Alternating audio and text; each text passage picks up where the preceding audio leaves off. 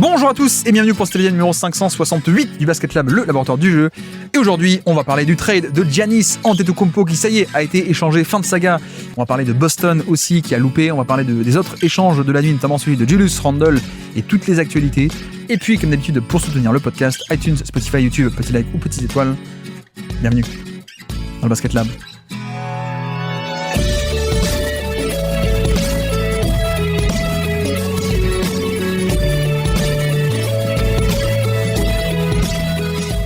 Le trade de Giannis Antetokounmpo. Et oui, messieurs, dames, on se retrouve aujourd'hui pour parler du miracle, même le double miracle, puisque non seulement le trade, ça y est, la saga Giannis est enfin terminée, mais en plus, Miami a enfin réussi à obtenir une star. Pour une fois que Miami était sur le marché, et plutôt était sur une star qui était sur le marché, enfin, ils arrivent à l'obtenir. Donc aujourd'hui, très simplement, on va parler de ça, bien sûr, de ce trade, cet échange, tous les enjeux d'un point de vue salary cap, etc., mais aussi sportif, bien sûr, tactique, hein, on est aussi un peu là pour parler de ça, nous, pour le coup. Et puis également d'autres actus qui sont tombées assez intéressantes, donc Randle, Claxton et ainsi de suite, Dosunmu aussi.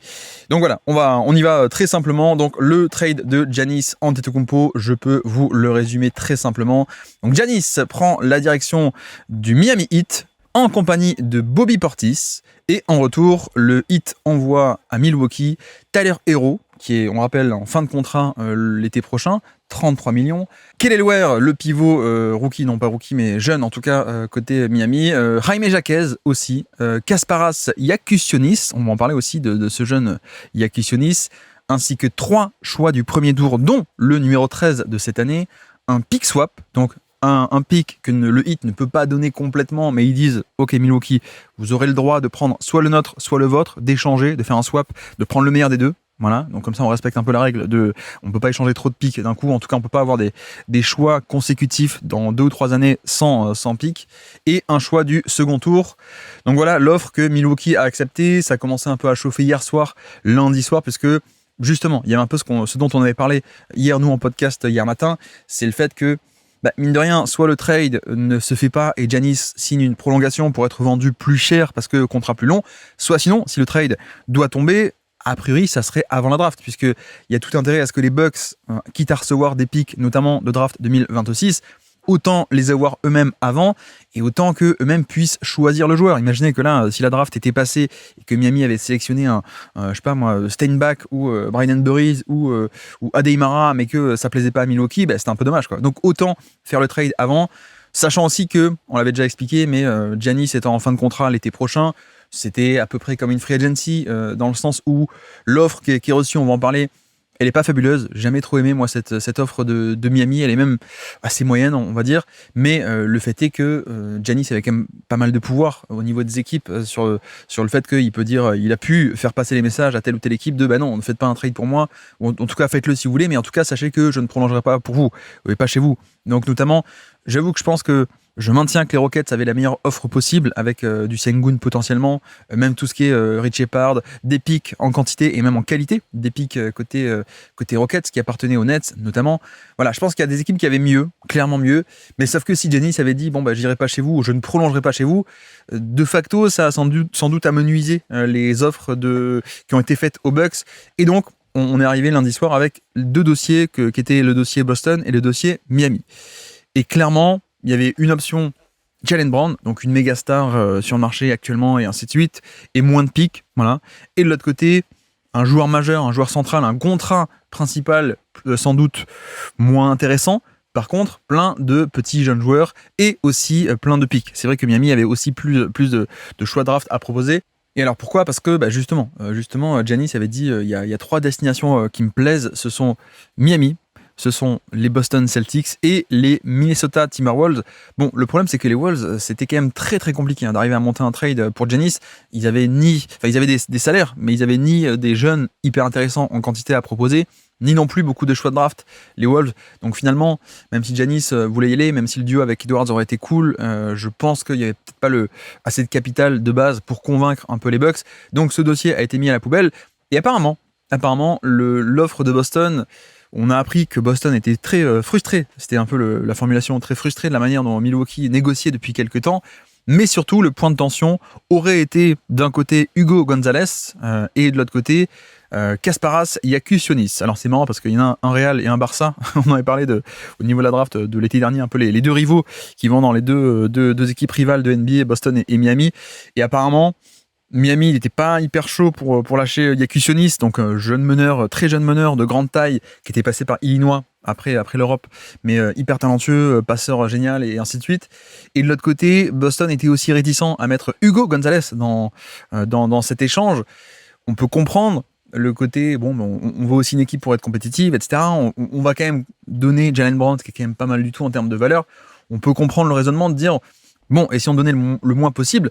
Après, si vraiment le trade ne se fait pas à un Hugo Gonzalez près, c'est vrai que ça peut paraître un peu bête, à mon sens, parce que il y a toujours un peu ce prisme dans lequel, alors les GM peut-être un peu, mais surtout les fans s'enferment pour dire non, tel joueur, tel jeune, on ne veut surtout pas le lâcher, même pour avoir une méga star. C'est vrai que ça ressemble un peu à ce genre de truc où tu te dis, mais enfin, pour avoir un truc qui est génial en plus, il faut quand même accepter de lâcher quelques éléments. Et il y a sans doute parfois un peu des fans qui surestiment la valeur ou la cote de certains jeunes de leur équipe. Mais c'est vrai que, disais-je, je pense que c'est un peu pareil parfois pour les GM, en un sens, ou alors c'est juste que les négociations, elles n'ont pas abouti. En tout cas, dans tous les cas, Boston n'a pas voulu inclure Hugo Gonzalez apparemment, ou était réticent à le faire, et donc l'offre qui a été acceptée par Milwaukee, ils avaient les offres, et donc maintenant il faut l'accepter parce que la draft est ce soir, le 23 juin, donc ils ont pris l'offre de Miami. C'est un peu comme ça que ça s'est fait. Bon, pour le coup, c'est vrai que pas mal de choses qu'on peut énumérer. Alors déjà, en effet, Milwaukee a aussi réussi à glisser un Bobby Portis dans le deal. Donc, on avait appris qu'ils voulaient mettre Kyle Kuzma en tant que, on va dire, la pilule pour faire passer. Je crois qu'ils avaient appelé ça, on avait des rumeurs, des insiders qui disaient, ils appelaient ça la taxe Giannis. Voilà, tu veux Giannis, la taxe, c'est que tu es obligé de te taper aussi Kyle Kuzma dans l'échange. Bon, je pense que ça a dû se régler de cette manière. Miami a dit, on veut pas lâcher Jakusionis, on l'aime beaucoup, mais on veut bien le lâcher. Par contre, tu mets pas Kuzma, quoi. Tu nous mets peut-être Bobby Portis, qui au moins peut être un peu plus compétent, peut-être, en tant que backup intérieur. Je pense que ça a dû peut-être un peu se faire comme ça. Et donc, en effet, on a un package de Giannis et de Bobby Portis qui vont du côté de Miami, et Miami en retour pour essayer un peu d'équilibrer la balance, puisque Giannis, il est autour des 58 millions, on a déjà beaucoup parlé. Je crois que Bobby Portis devait être autour des 14, 15, 16. De tête, j'arrive pas à le retrouver. Est-ce que je peux arriver à le faire vite ouais, il est à 15 millions sur 2 ans. Voilà. Et de l'autre côté, donc, on a Tyler Herro, surtout, qui est le principal, le gros salaire. Après, comme on a déjà un peu dit, je crois même aujourd'hui, Herro fin de contrat. Donc là, Miami, finalement, c'est un peu l'occasion parfaite, parce que t'es arrivé un peu à un tournant, pour moi, de est-ce qu'on prolonge Herro, mais ça va être pour cher et sans doute un peu trop cher, mais après on est coincé, ou est-ce qu'on les change maintenant et on profite un peu de la valeur marchande. Donc, l'aspect un peu hors terrain, on va dire, c'est que Herro retrouve le Wisconsin, d'où il est originaire. On peut dire aussi que, au global, Herro a que 26 ans, donc peut-être que tu peux un peu, comme on avait un peu expliqué jeudi dernier quand on a fait un podcast spécial dossier Giannis, tu peux peut-être essayer de le retaper, lui donner plein de ballons, vu que les Bucks vont tenter de reconstruire et que voilà, il n'y aura pas d'enjeu, tu prends tous les ballons, tu fais des stats, et peut-être qu'on peut essayer de te vendre. Alors j'ai pas de détails quant à la date à partir de laquelle les Bucks peuvent éventuellement prolonger Tyler Herro, mais je pense que ça pourrait être en cours d'année, bon, on verra ça à la limite. Mais voilà, donc Herro est quand même la pièce principale qui a été choisie.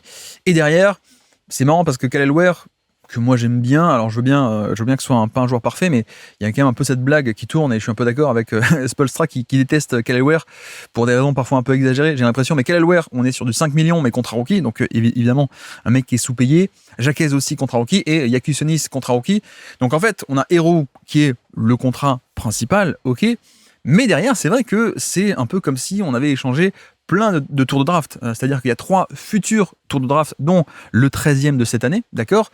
Mais Jaquez, c'est un tour de draft très récent, Kelly Ware aussi, et Jakusionis aussi encore plus.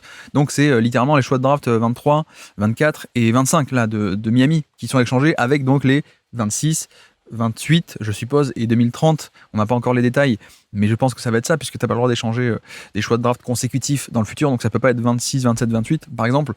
Donc au global, on a quand même un deal qui est hyper intéressant pour Milwaukee de ce point de vue-là. C'était pas la meilleure offre, je pense, sur le marché, mais parmi les offres qui étaient de facto disponibles vis-à-vis des velléités de Giannis et de sa prolongation de contrat futur ou pas, je pense qu'effectivement, il y a ce côté, déjà on fait le trade, maintenant, donc on va pouvoir entamer dès cet été le nouveau cycle avec un choix de plus. Et c'est là où c'est aussi intéressant pour moi pour Milwaukee, c'est que effectivement tu peux commencer ton nouveau cycle avec en plus des assets supplémentaires.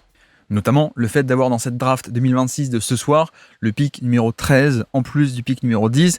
Et là, il y a aussi un truc intéressant, c'est est-ce que tu prends juste 2 joueurs de loterie et cette loterie va être très chargée, il y a une très grande densité de talents purs, comme on a sans doute rarement, voire même jamais vu tout au long de la draft. Donc c'est intéressant d'avoir 2 picks dans cette loterie-là. Mais tu peux aussi te dire, est-ce que éventuellement on ne pourrait pas combiner les deux pour aller chercher un pick beaucoup plus haut?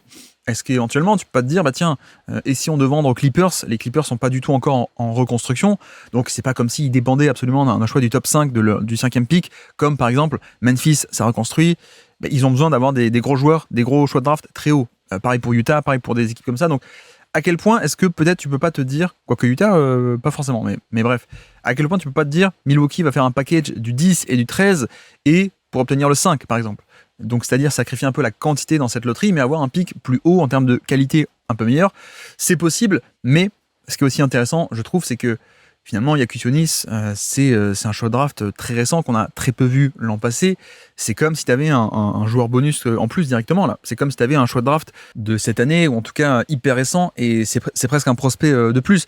Autant de l'autre côté, c'est vrai que Jaquez, il est un peu plus vieux aussi. Il a été drafté plus vieux en tant que prospect, donc 25 ans. Contrat rookie qui va se terminer dès l'été prochain.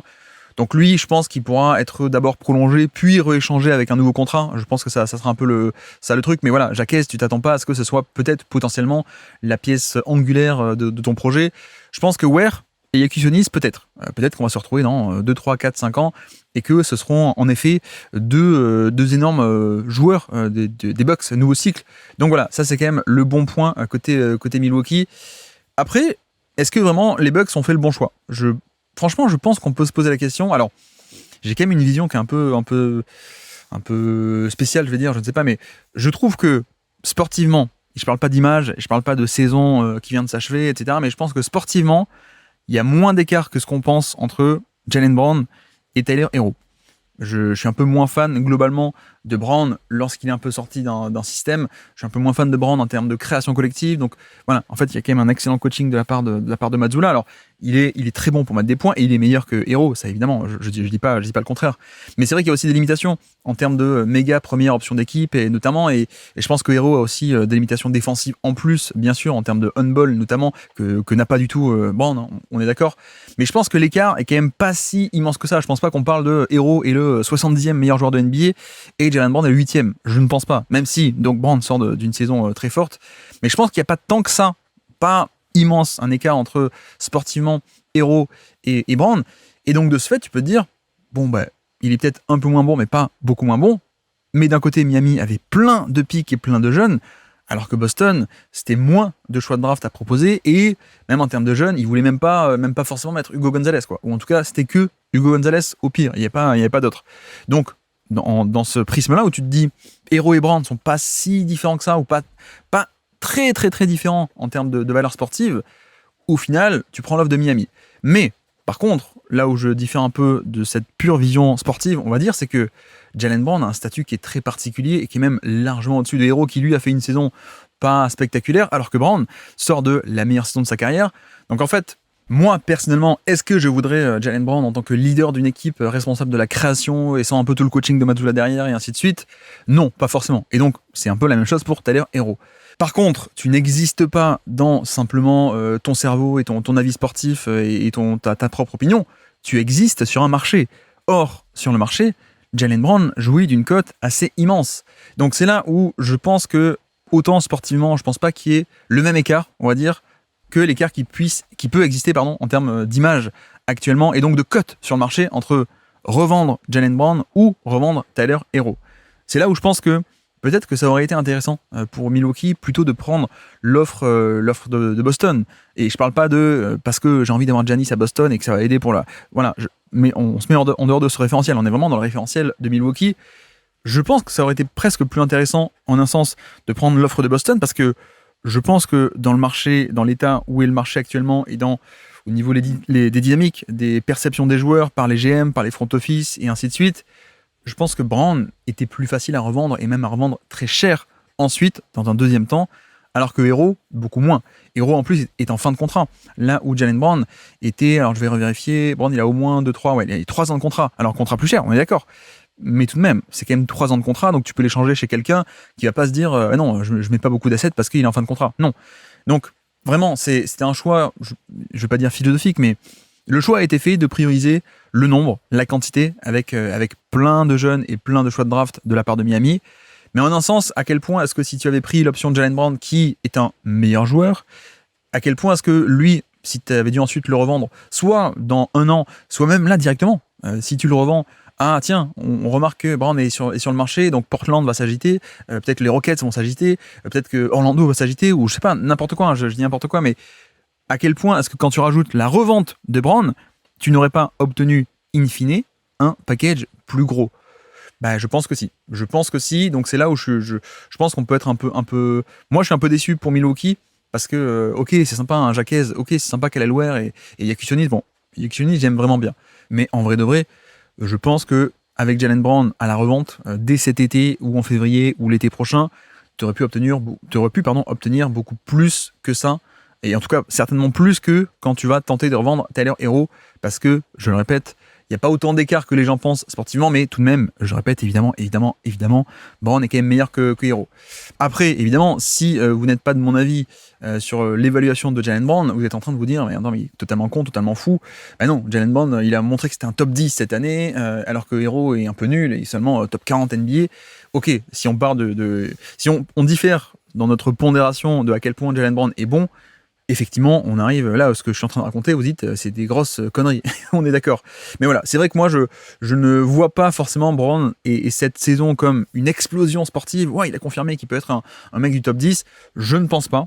Par contre, c'est vrai que j'ai un peu l'impression que c'est comme ça que le marché le traite. Donc, j'aurais presque préféré prendre le meilleur joueur, celui le plus prisé par certains GM et par le marché pour le revendre, plus que gratter un Jaquez en plus, quoi, grosso modo. Donc, bref, c'est un peu mon avis. Alors après, autre réflexion qui est peut-être rentrée en compte pour les Bucks, c'est le fait que Hero est moins bon, il y a plus de jeunes, et en plus, peut-être que, secrètement, ils se sont dit, bah, les pics de Miami vont valoir un peu plus que les pics de Boston, en un sens. Parce que, bah, clairement, je pense que tu rajoutes Giannis à Boston, sachant l'infrastructure qu'il y a à Boston, le coaching staff, Brad Stevens aussi qui fait toujours de la magie. D'ailleurs, on attend un peu la suite pour Boston. Mais voilà, Brad Stevens, plus Tatum qui revient de blessure. C'est une équipe qu'on a quand même vu très souvent en finale de conf ou en finale NBA depuis les années 2020. Donc clairement, tu as ce côté. Si Giannis va là-bas, il va les améliorer et ça va devenir l'équipe qui va faire des bilans à 60 victoires. Et donc, les pics que Boston va être enclin à t'offrir dans ce trade vont devenir, on avait parlé de ça, la qualité des pics vont être des pics numéro 28, 29 ou 30. Je caricature un peu. Alors que, peut-être que le pari qui a été fait aussi de la part du front office des Bucks, c'est de dire, bah, peut-être que Miami se déplume un peu plus. Miami a moins d'assets, sans doute. Et ce qui ne veut pas dire qu'ils ne peuvent pas arriver à reconstruire assez vite et même à être en bonne position, en très bonne position pour un titre éventuellement l'an prochain ou dans 2 ans.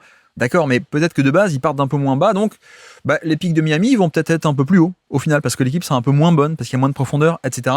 Alors que là, c'est vrai que le cas de Boston, finalement, Boston se déplumait pas du tout. Boston donnait un gros contrat contre un autre, et donc au final, tu avais la même équipe. Donc l'équipe aurait pu continuer à tourner à 60 victoires ou des trucs comme ça, alors que là, Miami se déplume. Donc forcément, des difficultés, des obstacles pour reconstruire, on va en parler, entouré de Giannis, et donc forcément que les pics seront de meilleure qualité, je pense. Après, autre élément aussi que j'ai lu un peu ce matin, c'est le fait que on avait discuté à quel point je vous avais parlé de le propriétaire de Milwaukee, c'est un peu une situation spéciale. On a plusieurs propriétaires qui tournent un peu. Alors, je crois que c'est 2, 3, 4 ou 5 ans. Chacun fait un peu 3, 4, 5 ans à la tête des Bucks. 3 propriétaires. Là, il se trouve qu'actuellement, le propriétaire actuel, c'est Aslem. Jimmy Aslam, je crois. Mais et c'est marrant, donc c'est le propriétaire aussi des Cleveland, pas Cavaliers, des Browns de Cleveland, donc la franchise de NFL. Et apparemment, il était moins chaud sur le fait de reprendre Jaylen Brown pour ensuite le revendre. Voilà. Apparemment, c'est ça qui moi, mon argument, ça aurait été ça, de dire, bah oui, c'était plus intéressant de revendre Jaylen Brown. Mais apparemment, les Bucks n'ont pas trop aimé ça, et donc Jimmy Aslam n'était pas fan de ça parce qu'il vient de vivre une situation avec Myles Garrett, ancien premier choix de la draft pour les Browns, défenseur génial, qu'il a dû revendre Bref, une saga de revente d'une star qui s'est pas bien passée, et apparemment le front office des Bucks, ou en tout cas la direction des Bucks, s'est dit bah non, c'est un peu risqué d'aller sur le cas Jaylen Brown. Risqué, je veux bien entendre, mais plus risqué, mais avec peut-être plus de potentiel. Mais bon, fermons cette parenthèse, on a déjà bien développé ça. Et donc bref, fermons cette parenthèse, on a déjà pas mal discuté. Mais grosso modo, voilà pour Milwaukee. Donc qu'est-ce qu'on peut dire de plus Milwaukee actuellement, je pense qu'il y aura le dossier de Miles Turner qui va être à revendre évidemment désormais. Donc je pense que Boston, au passage, peut peut-être être sur le coup encore une fois, mais on verra bien. Mais il y aura aussi d'autres équipes niveau Turner. Tiens, qui est-ce que j'ai entendu hier ? C'est Toronto, je crois, non ? Je crois que c'est Toronto qui était sur le dossier. Et c'est vrai que Toronto, c'est pas mal, parce que Toronto, il y a un mec qui s'appelle Jakob Poeltl qui entame un nouveau contrat de 4 ans à 20 millions. Donc 20 contre 26 de Turner, ça peut le faire assez facilement en plus. Et en plus, c'est vrai que ben voilà, si tu reconstruis, si t'es les Bucks, tu reconstruis. Donc prendre le, entre guillemets, mauvais contrat ou joueur pas top comme Jakob Poeltl, si ça s'accompagne d'un pic, bah c'est pas grave, tu le fais même, tu deviens une voie de garage pour le contrat de Jakob Poeltl, juste pour récupérer des assets en plus. Donc pourquoi pas côté Toronto, mais il y aura sans doute plein de candidats hein, pour avoir du Miles Turner. Kuzma, j'ai quand même du mal à le voir être échangé, ou alors ce sera à la deadline peut-être, mais l'avantage c'est qu'il a plus qu'un an de contrat, Kyle Kuzma à 20 millions et une seule année. Donc ok, je pense aussi que AJ Green, pour le coup, lui peut être un vrai mec qui va être mis sur le marché. AJ Green, un shooter exceptionnel, plutôt pas mal défenseur en plus. Je pense qu'il y a un peu un biais de stéréotypage, mais c'est quand même un bon défenseur, AJ Green, au moins sur le point d'attaque. Il a des limitations de taille et de longueur, mais au moins sur le point d'attaque. Et surtout, il a un contrat qui est génial, puisque c'est à 10 millions sur 4 ans. Donc, enfin, 10 millions l'année sur 4 ans. C'est un contrat qui est superbe. Hein. Donc je pense que là, il y a un contender qui va peut-être venir prendre AJ Green pour un pick ou deux. Alors un pick ou deux, pas du premier tour, hein, mais pour des assets au moins. Et après, qu'est-ce qu'on fait ? On peut essayer de revendre ou remettre dans un deal avec Turner ou avec Green. Gary Trent Jr. aussi. Alors, quoique non, il a une player option, donc peut-être il va pas la prendre sa player option. Et pareil pour Gary Harris. Mais non, je pensais à notamment Taurean Prince. Voilà, Taurean Prince, 3&D, très basique. Lui aussi peut être glissé dans un trade avec l'un ou l'autre pour s'en débarrasser et pour qu'un contender vienne le prendre. Et puis après, tiens, c'est vrai qu'il y a encore Andre Jackson qui est dans cette équipe, qui a un peu disparu de la rotation à cause de Doc Rivers. Mais voilà, grosso modo, les Bucks maintenant, c'est le dossier Turner, le vendre, le dossier peut-être AJ Green, le vendre, le dossier Kuzma si on arrive à trouver quelqu'un, et surtout aussi maintenant faire un peu ce que font beaucoup d'équipes de tanking, c'est-à-dire on accepte de prendre des mauvais contrats, d'être un peu la troisième équipe dans certains trades, mais pour se faire payer pour ça. Donc prendre des pics. Donc officiellement, ça y est, commence le nouveau cycle de reconstruction à Milwaukee. Il faut quand même dire que je peux comprendre, hein, il y avait quand même pas mal d'énervement de la part des fans des Bucks, et je le comprends totalement, parce que ça traînait, et nous ça traînait, donc en tant que spectateur un peu neutre ou extérieur, on était bon, bah, c'est pénible quoi. Quand est-ce que ça tombe cet échange? Les fans des Bucks, on parlait de la légende de leur franchise, on parlait de en plus un conflit entre ESPN et Milwaukee, etc. Ils sont un peu, Milwaukee s'est un peu ouvertement moqué d'ESPN et de Shams Charania. Bon, bref, il y avait un peu ce côté-ci. Je peux comprendre l'énervement, mais au final, les rumeurs étaient un peu vraies, mine de rien. Je sais que Giannis a jamais ouvertement dit qu'il voulait être échangé, là est toute la technicalité, mais officiellement, on avait bien compris qu'il avait demandé son trade, son échange. Et c'est vrai que c'est pas rien. Nous, encore une fois, un spectateur extérieur, on en parle comme un méga trade, c'est spectaculaire, c'est génial et tout, c'est le feuilleton de la NBA. Pour les fans des Bucks, c'est vrai qu'ils perdent la légende de leur franchise. Je pense qu'on peut le dire. Il y a quand même d'autres joueurs majeurs qui sont passés par là, bien sûr. Je pense on peut penser à Oscar Robertson. On peut penser aussi à Kareem Abdul-Jabbar, à l'époque, qui a fait un peu pareil, qui a fait pas mal de... À l'époque, Lou Alcindor, quand il se fait drafter, un joueur exceptionnel en NCAA et aussi en NBA directement, et patati patata. Je pense que vous connaissez Kareem Abdul-Jabbar, qui ensuite est parti chez les Lakers. Mais clairement, c'est peut-être le joueur où s'il n'est pas il est un A, un B avec Jabbar, Giannis, donc c'est quand même une légende de la franchise, et c'est un mec l'histoire est totalement folle. Il y a même des films qui ont été écrits à son sujet, tout part à la base de alors pas totalement, mais médiatiquement en tout cas, tout par la base de Jonathan Givony de Draft Express, qui entend parler par des scouts justement, tiens, il y a un mec en 2e division grecque qui est pas mal, qui s'appelle, il y a une famille Antetokounmpo qui a l'air pas mal, et donc Givony va le voir. Givony revient en février 2013 avec un article, une vidéo sur Giannis. Bref, depuis, des films ont été faits sur lui, tellement l'histoire est fabuleuse. Je peux vous renvoyer aussi vers un podcast que peut-être je vais essayer de republier dans le flux en bonus, mais un podcast qu'on a fait en décembre pour raconter un peu l'histoire justement de Giannis, et à quel point Giannis, c'est comme je le dis à chaque fois, c'est le ticket de loto. C'est-à-dire que c'est le ticket de loto gagnant, plutôt. On peut le préciser. C'est-à-dire que c'est pour ça que tu draftes souvent des jeunes le basket n'est pas encore trop développé, mais des jeunes au potentiel physico-athlétique génial, parce que tu te dis, si on peut lui apprendre un peu à jouer au basket, ça peut être génial, parce qu'il y a des fondations de taille et de longueur et de qualité athlétique pour dire, s'il joue au basket, s'il apprend à jouer au basket, ça peut être incroyable. Bon, en général, il y a un niveau d'échec qui est très haut, beaucoup de déchets, même quand ça réussit, ça ne réussit pas à ce point, pas jamais à fond.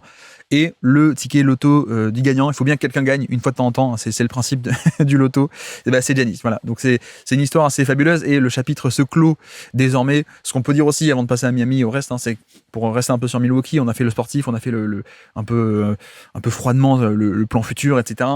C'est vrai que maintenant qu'on peut dézoomer, la fin du cycle a été mal gérée, à mon avis, la fin de tout ce cycle. Mais il faut quand même préciser que ça a peut-être été mal géré en partie un peu à cause de Giannis, qui lui, il avait du pouvoir en tant que superstar de l'équipe. Il en a fait usage de son pouvoir. Donc notamment à l'été 2023, quand il dit j'adore être un Buck, j'aimerais bien être Milwaukee Bucks, mais je suis d'abord et surtout un gagnant. Bon, voilà, un mois après, se fait le trade de Lillard. Donc clairement, on a compris que il a motivé un peu cet échange, donc de faire venir Lillard, mais donc pour ça, de se séparer de pas mal d'assets, mais donc forcément que tu as Lillard, mais que ça marche pas aussi bien, mais du coup tu as moins d'assets aussi pour entourer l'équipe, c'est aussi de méga contrats, etc. Donc la fin de cycle n'a pas été hyper bien gérée, et c'est quand même un peu une déception, parce que post-titre 2021, on a quand même la belle année 2022 collectivement, où ils se font éliminer au deuxième tour contre Boston, mais après on va un peu de déception en déception. Donc 2023, c'est la fameuse élimination contre Butler qui prend feu. Donc Milwaukee, premier tour. 2024 aussi, élimination contre les Pacers, si je dis pas de bêtises. 2025 aussi, c'est les Pacers. Donc en effet, la franchise n'a pas réussi à renouveler le stock d'assets ou à bien les gérer, et ils ont fait parfois des all-in qui n'ont pas marché. Après, c'est pas grave, je veux dire, pour le coup, faire des all-in, moi j'aime bien cette idée. On a vu les Knicks qui ont fait un all-in, avec un peu de chance certes, mais c'est passé. C'est all-in, c'est devenu un titre NBA 2 ans plus tard. Après l'été 2024, all-in sur Michael Bridges et sur Kat, ça a fini par marcher. En vrai, moi le principe de faire des all-in, ça me dérange pas, parce que quand justement tu es en position éventuellement de gagner un titre, il n'y a pas tant que ça. T'es pas souvent dans cette position, donc que tu fasses le maximum, ça me dérange pas. Mais c'est juste qu'ensuite, il y a la conséquence logique qui est que une fois que tu t'es déplumé, t'as plus d'assets en termes de salaire, en termes de choix de draft, etc. Et puis en plus, ça a coïncidé avec, il faut le dire, au final, un effectif qui était vieillissant, et que là encore, il n'y a pas eu de renouvellement, et qu'en plus, peut-être que les gens n'ont pas été échangés à temps, mais on peut aussi le comprendre, de dire non, on va pas échanger Middleton dans son prime, ou Brook Lopez tant qu'il est encore très bon, contre des plus jeunes, parce que ils sont encore bons, et qu'on a peut-être une chance cette année-là, en 2024 ou en 2025, d'aller au bout, etc. Donc je peux comprendre à la limite, mais ça a aussi coïncidé avec une équipe qui, faut quand même le dire, le cycle a commencé en 2019 en fait, le cycle de Milwaukee Mega Elite, donc avec l'arrivée de Bud, été 18 pour la saison 2019, 20, 21, 22, 23, 24 et 25. On est quand même sur un cycle de 6 années de domination. C'est quand même pas rien. Alors je sais que notre perception du temps est un peu perturbée à cause du Covid, mais en vrai, c'est pas scandaleux de tenir comme ça pendant 5, 6 ans, et à la fin d'être un peu déplumé. C'est presque assez logique. Et en effet, des vieux sont partis à la retraite, le déclin un peu trop tôt de Middleton à cause des blessures, Bud qui a dû aussi partir, donc forcément que ça a créé un vide qui n'a pas été remplacé. Alors là encore, est-ce qu'on peut en vouloir un peu à Giannis, qui d'abord veut faire venir Adrian Griffin, mais ensuite qui le lâche en cours de saison et qui dit non, il faut le remplacer. Bon, c'est à la limite, ne retenons pas ça, retenons surtout les très très belles années, les années All-NBA First Team, les MVP, les Depoy, et les années de domination des Bucks, qui à mon avis ont quand même été une équipe d'élite, avec toujours certaines limitations en playoff, certes en termes de demi-terrain, d'attaque, de jeu placé, ok, mais tout de même, c'est quand même un magnifique cycle, je pense, qui s'achève aujourd'hui, et au-delà du cycle depuis 2019, le cycle Giannis et l'histoire de Giannis. Magnifique chapitre dans son livre, et magnifique chapitre de l'histoire de la NBA. Ce prospect de deuxième division grecque, un immigré nigérien qui arrive en Grèce, qui finalement obtient les papiers une fois qu'il est drafté, etc. Très belle histoire en effet qui se conclut. Et puis alors attendez, dernier élément quand même à rajouter d'un point de vue technique, je vais pas y passer beaucoup de temps, mais tout de même c'est important, un tweet de Bobby Marks qui nous dit que en fait, petite précision qui vient de tomber, ce sont 2 trades en 1. Donc en fait, c'est pas un méga trade techniquement, ce sont 2 trades. Un peu comme, souvenez-vous, à l'époque du trade de Vucevic contre Anthony Simons, en fait, c'était pas un trade de l'un pour l'autre, c'était 2 trades. D'abord, on échange Simons contre rien à Chicago, et Chicago ensuite a échangé Vucevic contre rien du côté de Boston, et ça avait fait quoi? Ça avait créé une fameuse trade exception. Et donc là, c'est un peu pareil. C'est-à-dire que Bobby Marks nous dit que on a un trade de Portis 15 millions contre Jaquez, Yakusionis et Kelly Ware. Les trois sont à 4 ou 5 millions, donc 15 millions contre 15 millions, grosso modo. Ok. Et un deuxième trade, techniquement, entre Giannis et Tyler Herro. Sauf que Giannis, il est à 58 millions l'année. Herro est à 33. Donc, si on calcule bien, vu que Milwaukee envoie plus d'argent qu'ils n'en reçoivent, ça crée une trade exception en différence. Donc, eux envoient 58. Ils reçoivent 33 en salaire, mais donc ça crée une différence. Les Bucks ont créé une enveloppe de 25 millions de trade exception. Or, on rappelle, hein, qu'est-ce qu'une trade exception? C'est une enveloppe d'argent, et en fait, tu peux recevoir quelqu'un dans cette trade exception contre rien du tout. Tu peux juste prendre un mec, si le salaire rentre là-dedans, tu le prends, et tu n'as pas besoin d'échanger quelqu'un en retour pour faire un équilibre des salaires. Donc, c'est quand même un atout assez génial. Alors, le fait est qu'une trade exception ne peut durer qu'un an. Donc, c'est pas quelque chose qu'on pourra garder pendant 4, 5, 6 ans pour dire tiens, enfin, on commence à être contender, prenons un mec gratuitement. Non, ça, ils pourront pas. C'est pas non plus quelque chose qu'ils peuvent combiner avec un autre salaire non plus. Donc, ça aussi, c'est à noter. Une trade exception, tu ne peux pas l'ajouter à un autre salaire en disant bah tiens, on peut échanger 25 millions d'enveloppes plus Kuzma et ça nous fait 45 millions à recevoir. Non. Par contre, c'est vrai que c'est quand même génial, notamment en termes de voie de garage. Pardon de l'appeler comme ça, mais j'ai l'impression que j'appelle comme ça maintenant. Mais les Bucks, en tant qu'équipe de tanking, vont être amenés, comme déjà dit, à accueillir des mauvais contrats et à se faire payer pour obtenir des mauvais contrats. Et donc, en l'occurrence, si quelqu'un a un contrat en dessous des 25 millions dont ils veulent se débarrasser, ils peuvent très bien l'envoyer à Milwaukee contre rien d'autre. Donc ça, c'est quand même un atout génial parce que tu vas pouvoir accueillir un gros contrat sans rien donner en retour, juste tu vas te faire payer pour ça. Donc, par exemple, tiens, essayons de chercher un exemple. Qui est-ce qui pourrait être embêté avec un contrat? Bah tiens, j'ai évoqué la possibilité de Miles Turner contre Jakob Poeltl, mais on peut aussi se dire qu'ils vont vendre Turner à Boston, par exemple, ou ailleurs, et que les Raptors veulent se débarrasser de Jakob Poeltl. Jakob Poeltl qui est à 20 millions, les Raptors peuvent très simplement envoyer Jakob Poeltl et un pick à Milwaukee contre rien du tout. Donc, c'est quand même, là encore, un atout qui est génial. Et puis, dernière précision aussi qu'il faut faire, que j'ai pas fait encore pour l'instant, mais pour l'instant, ce ne sont que des annonces de trade.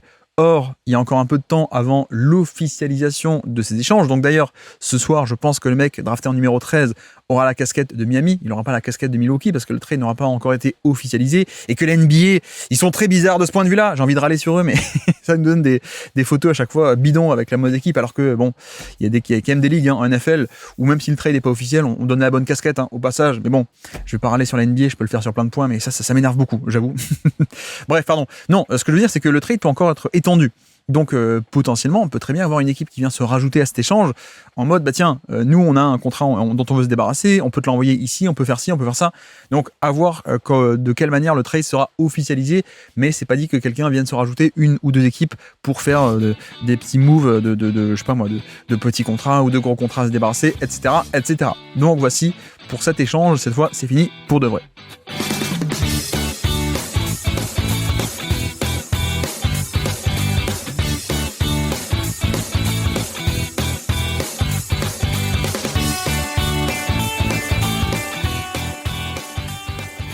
Et donc, à présent, côté Miami. On a fait le côté Milwaukee, mais le côté Miami maintenant, qui va être un peu plus axé sportif. Alors, cela dit, avant de passer au sportif, tout de même un point sur le salary cap et toutes ces conneries. Donc, après cet échange, ils ont rajouté 58 millions de Giannis plus les 15 de Portis en ne faisant partir que 47. Donc, 33 de Herro et 15 au global de 3 petits contrats à 5 millions. Et donc, ce qui fait que Miami, qui avait beaucoup d'espace de cap, notamment avant cet échange, ils étaient, alors pas sous le cap, mais ils étaient à quasiment 40 millions sous la taxe, la luxury tax, donc pas mal d'argent, en effet. Et au niveau technicalité, donc on a dit c'est 2 trades en 1, d'après ce que dit Bobby Marks, et on aurait Giannis contre Herro, d'accord? Donc là, ils peuvent encaisser la différence de 25 millions, ils avaient un peu cet espace pour ça.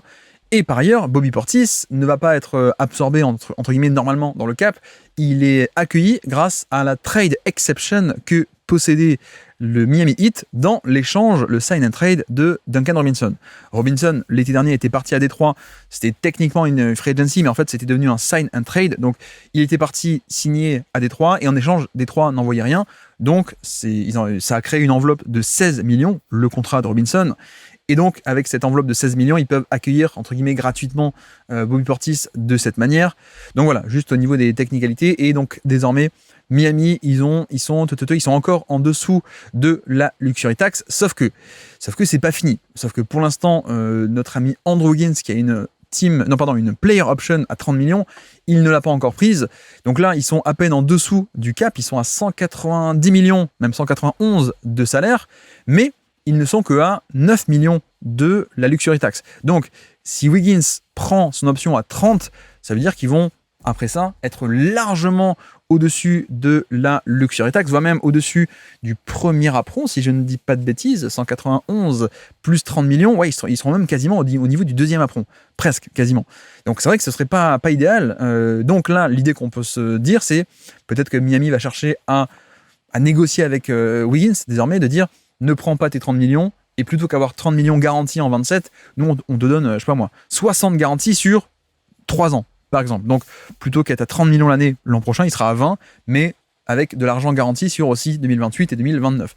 Je pense que ça peut se faire, et l'objectif, ça va être de re-signer Wiggins le moins cher possible, évidemment, maintenant, parce que clairement, tu as le cas Wiggins, mais tu as aussi le cas Norman Powell. Norman Powell, tu as aussi les droits sur lui. Donc, Norman Powell, il était en contrat de combien 20 millions, je crois, c'était cette année, 25, un truc comme ça. Donc, tu veux le re-signer, a priori, puisqu'il y a quand même pas mal de besoins de shoot, notamment dans cet effectif, et même de création un peu de porteur de balle extérieur, mais clairement, si tu re-signes à prix d'or les deux, déjà, est-ce que tu peux, ça je suis même pas sûr, mais tu vas vite arriver à un niveau où si tu dépasses le second apron, tu auras pas mal de limitations. Tu n'auras pas accès à ce qu'on appelle la mid-level exception, qui est donc en fait une exception de l'argent qu'on te donne, même pour les équipes qui sont au-dessus du cap, qui n'ont pas techniquement d'argent dans le salary cap de la place vide, on leur donne, il y a une exception où tous les ans on te donne une enveloppe, une mid-level exception, où voilà, tu as une somme d'argent. En général, la mid-level c'est 15 millions. Donc il y a ça, il y a aussi la biannuelle exception qui est un peu plus faible, mais qui tombe que tous les 2 ans. Mais après, ça dépend aussi, je crois que c'est 5 millions. La biannuelle, c'est à peine 5 millions. Par contre, la mid-level, elle dépend de dans quelle situation tu es. Si tu es une équipe qui est en dessous de la luxury tax, donc si tu es une équipe qui est en dessous des 200 millions de budget salarial global, tu as 15 millions. Par contre, si tu es une taxpayer, si tu es une équipe qui paye la taxe, tu as accès à la taxpayer mid-level exception. C'est une enveloppe qui n'est pas de 15, mais qui est de 6 ou 9, je crois, de mémoire, donc beaucoup moins. Et si tu es carrément au-dessus du second apron, bah là, tu n'as rien. Tu n'as pas du tout accès à ça. Je me demande même s'il n'y a pas des limitations en termes de contrat minimum ou des trucs comme ça. Donc là, ça va être clé. C'est qu'est-ce qu'on fait avec Wiggins et qu'est-ce qu'on fait avec Norman Powell. Évidemment, alors, pardon, j'ai pas commencé par l'évident qui est que Giannis, top joueur, etc. Mais ça, à la limite, on va en parler. Mais voilà, juste pour commencer par les technicalités de cap, c'est pas fini. L'été commence à peine niveau Miami. Ils sont pas mal déplumés numériquement en termes de nombre de joueurs qu'ils ont échangés. Ils ont encore dans l'effectif, donc Bam Adebayo, bien sûr. Giannis arrive, Bobby Portis arrive, ça fait du bien, ça rajoute numériquement quelqu'un. Davion Mitchell, qui a un bon contrat, 12 millions, contrat finissant sur 1 an, c'est quand même pas mal du tout. Ils ont encore Drew Smith, d'ailleurs, le défenseur Drew Smith, vétéran, mais bon, moi j'aime bien, mais voilà, ça reste Drew Smith. Il y a aussi Nikola Jovic qui va entamer son nouveau contrat, donc 16 millions l'année sur encore 4 ans. Et lui, ça peut être le domino à faire tomber pour, pourquoi pas, l'échanger contre plusieurs petits contrats, éventuellement, pour transformer un joueur en plusieurs, peut-être, je ne sais pas. Ou alors juste c'est peut-être lui qui peut sauter complètement. On l'échange chez quelqu'un contre rien en retour. Et comme ça, on enlève 16 millions du cap pour tenter de redescendre en dessous du second apron ou du premier apron. Donc voilà, clairement Jovic qui sort d'une saison qui est pas top. Il est encore jeune, 22 ans à peine. Mais il se murmure que ça pourrait être lui, qui pourrait être un peu le mec qui pourrait sauter pour faciliter un peu les finances. Et puis donc les cas de Wiggins et les cas de Norman Powell. Bon, arrivons un peu sur le sportif à présent. C'est vrai que Miami s'est déplumé en termes de pic. Donc ils ont plus beaucoup d'assets. Après, il y a quand même un avantage, c'est que finalement, quand tu recrutes Giannis Antetokounmpo, et ça marche pour tout le monde, pour toutes les mégastars, mais les équipes qui obtiennent des mégastars, certes, l'effectif est pauvre au moment du trade, donc aujourd'hui. Par contre, tu as quand même une valeur d'attractivité qui va être assez forte pour des free agents qui vont même parfois accepter de, plutôt que prendre 5 millions, un petit contrat, ils vont prendre, ou 10 millions. Certains même peuvent accepter de prendre un salaire minimum, on va dire, dans certains cas, parce que tu as envie de venir jouer avec Giannis. Ou alors, très simplement, même des mecs qui de base sont des contrats minimum, plutôt que d'aller signer à Boston, plutôt que d'aller signer aux Lakers ou n'importe où, finalement, Miami, il y aura la place pour toi, donc viens. Et donc c'est comme ça que, historiquement, pas mal d'équipes qui ont été blindées en termes de salary cap ont réussi tout de même à attirer du monde. On pense évidemment à Miami avec Wade, Bosh et LeBron. Je crois qu'à un moment de l'année, où le seul joueur de l'effectif, ou les deux seuls joueurs de l'effectif, c'était Chalmers et Aslem, avant que les signatures de free agency soient officialisées. Et on se dit, mais comment ils vont faire à 5 pour jouer?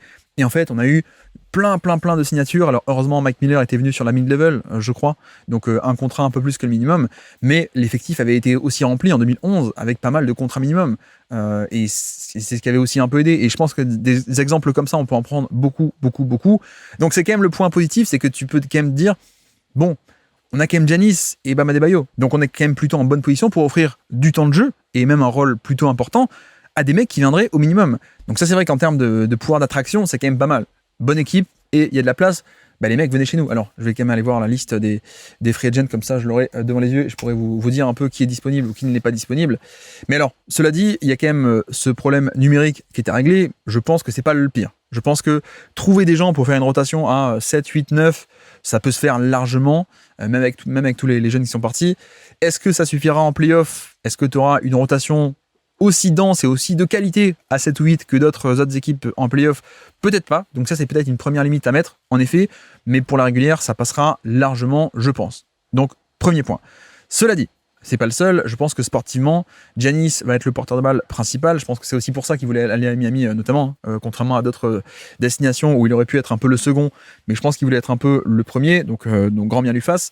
Mais évidemment, vient de suite se poser la question du spacing, puisque, bien sûr, pour que Giannis puisse être optimisé, il faut de l'espace. Or, on a de base un pivot à côté de lui qui n'apporte pas tant que ça de spacing.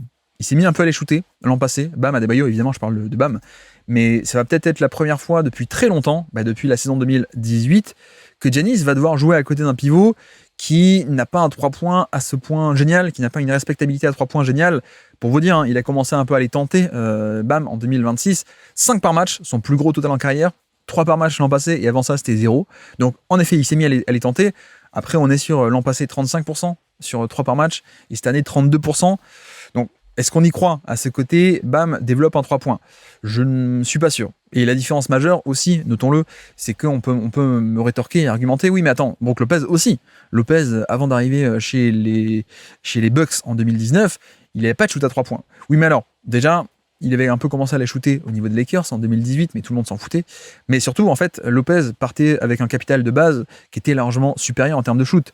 C'est-à-dire que c'était un peu la faute de son époque s'il prenait pas de 3 points, mais c'est un mec qui était un maestro de tout ce qui était mi-distance, les fade-away au poste bas, les tirs par-dessus, les face-up jumpers, etc. Et globalement, c'était un shooter de très haut niveau, mais qui était entre guillemets juste à 2 points, mais parce que l'époque voulait ça, drafté en 2008, et au final, quand il s'est un peu adapté à la sauce NBA de la fin des années 2010, il s'est mis à les prendre, mais c'est quand même un cas à part, le cas de Brook Lopez, parce que c'est un mec qui était pas shooter à 3 points, mais qui pouvait le devenir. Là, je suis pas sûr qu'on puisse appliquer le même raisonnement de Brook Lopez l'a fait, Adebayo peut le faire.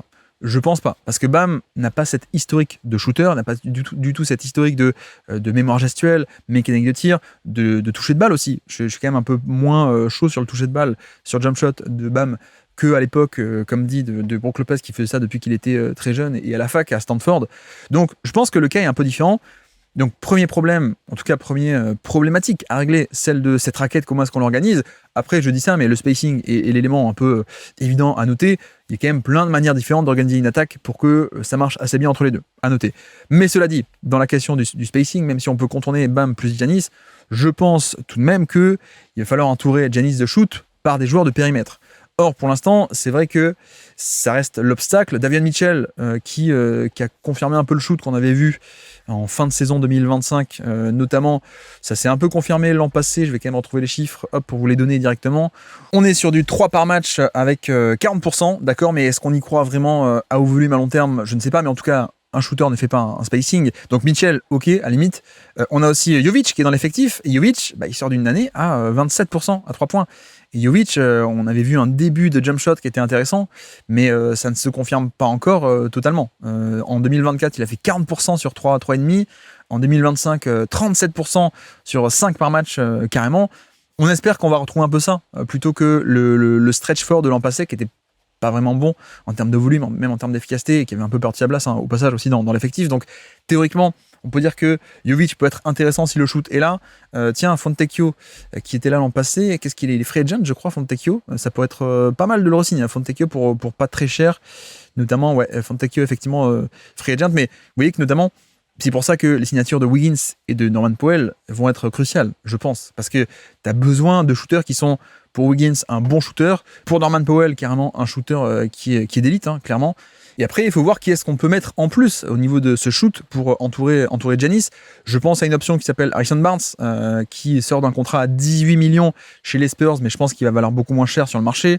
Je pense aussi à quelqu'un qui est Anfernee Simons, qui sort d'un contrat à 25 millions, qui va être free agent.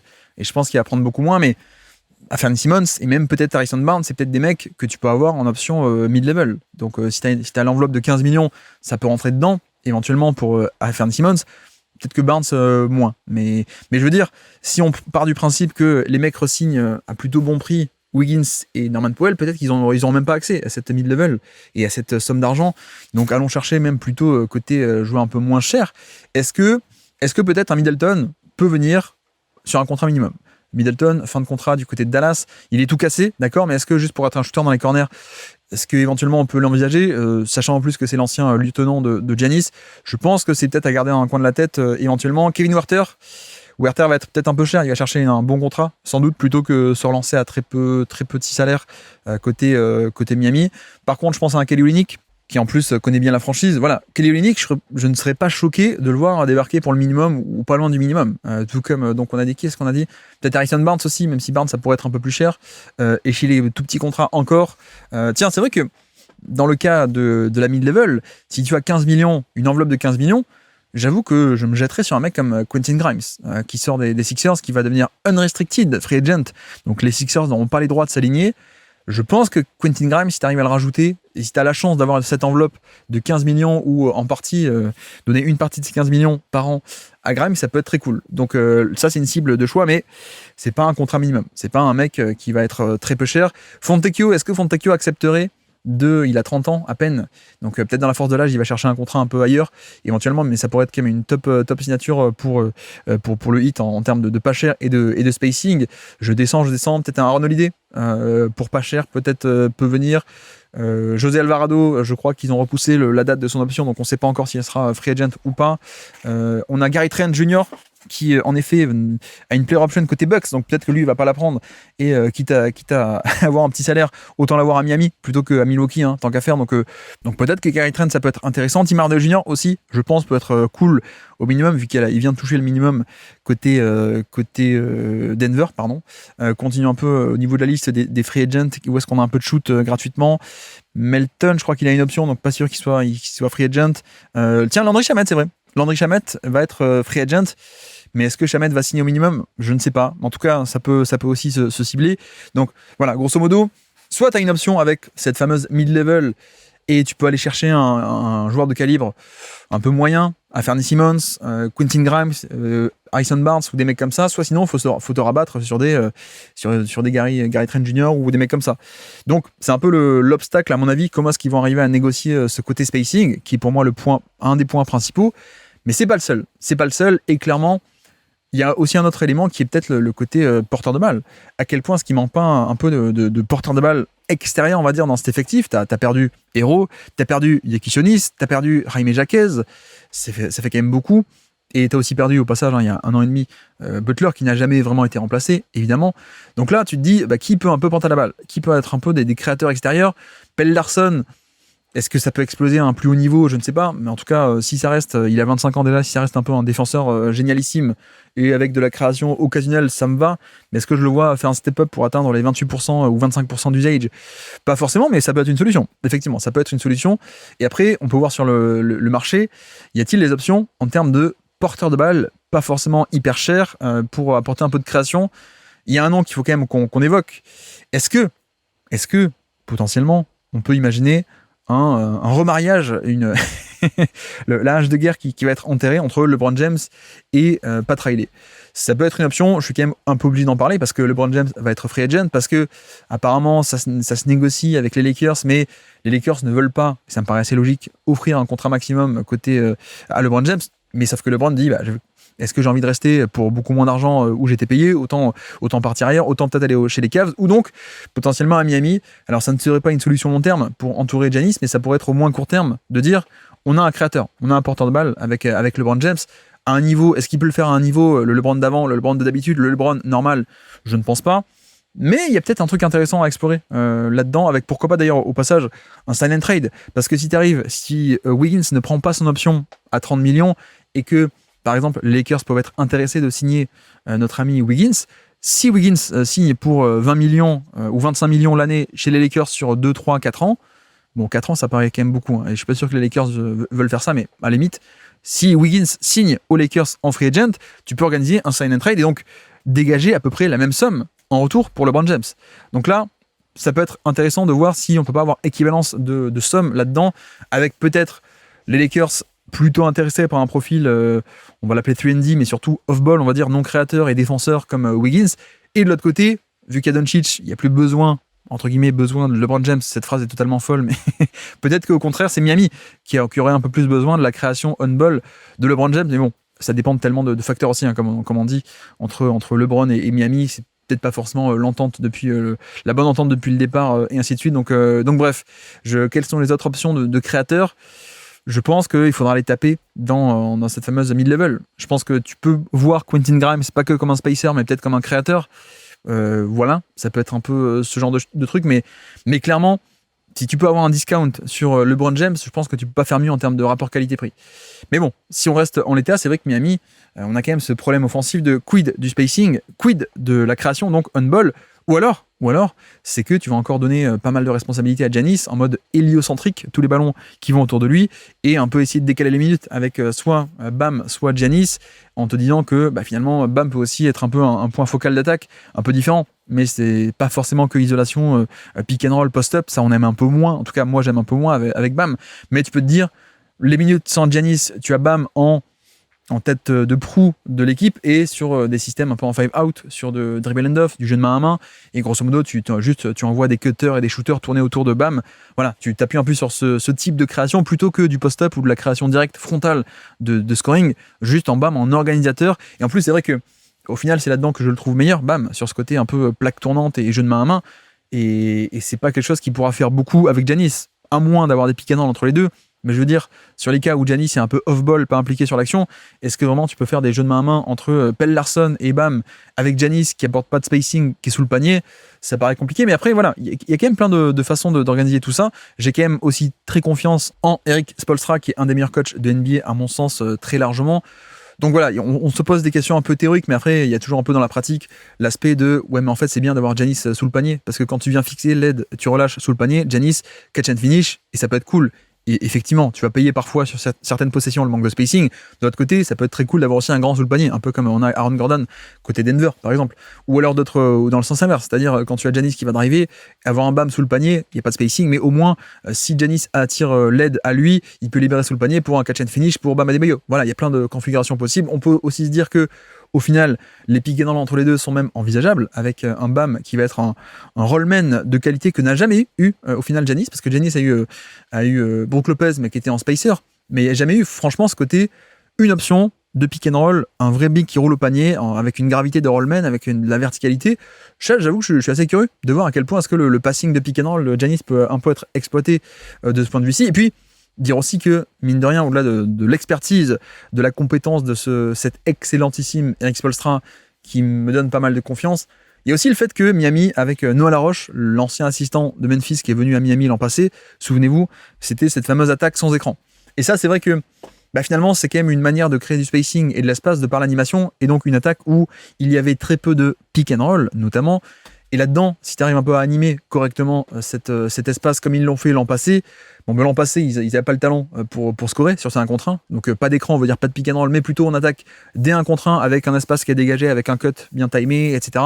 L'attaque en cercle aussi, le fait que quand Giannis va driver main gauche, tout le monde va se déplacer sur sa gauche, donc l'espace va être un peu libéré de cette manière aussi, la fameuse attaque en cercle qu'on a vue à Memphis et aussi un peu à Miami. Et c'est vrai que là-dedans, ça peut être cool, parce que Giannis n'est jamais aussi bon que quand il est en porteur de balle. Il peut aussi être pas mal, évidemment, sur tout ce qui est poste d'écran et ce genre de choses, mais c'est un porteur de balle principal. Donc Giannis, là-dedans, j'avoue que je suis un peu curieux, au moins. Je suis un peu curieux de voir ça. Et puis, l'autre aspect, c'est aussi l'aspect défensif.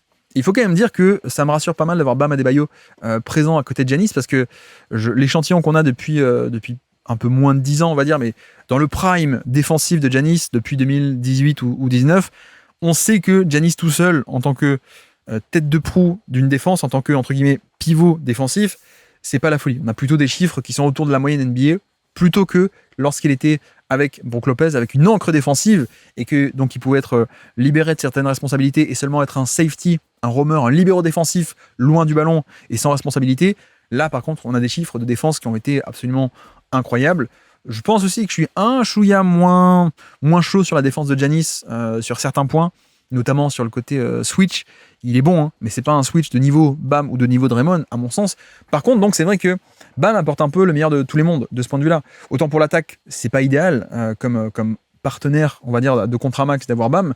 Autant, je trouve qu'en défense, il y a un côté où Bam peut être justement un peu le pivot qui va prendre le gros adverse, et ça permet de déployer de nouveau Giannis dans son rôle de libéraux défensif, de safety, de roamer.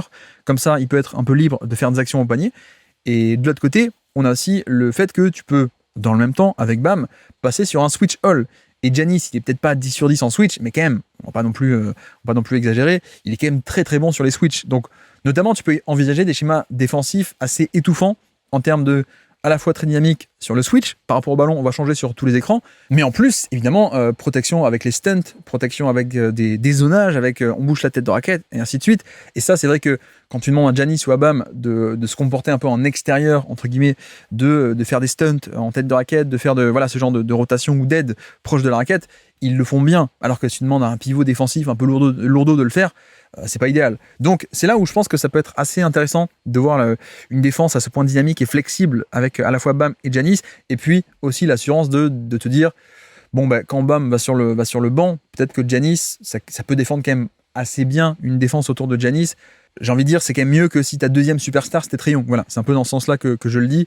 Donc c'est vrai que défensivement, je suis assez intéressé, et offensivement, ça dépendra aussi des choix qui vont arriver en termes de quel porteur de balle on va attirer, quel spacing on va attirer, etc. Donc voilà, le domino Jovic, Wiggins, la player option ou pas, sign and trade ou pas, aussi la re-signature de Norman Powell ou pas, et surtout à quel tarif, c'est ça aussi le principal.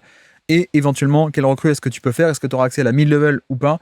Et est-ce que tu auras des signatures au minimum potentielles qui peuvent venir pour renforcer cet effectif?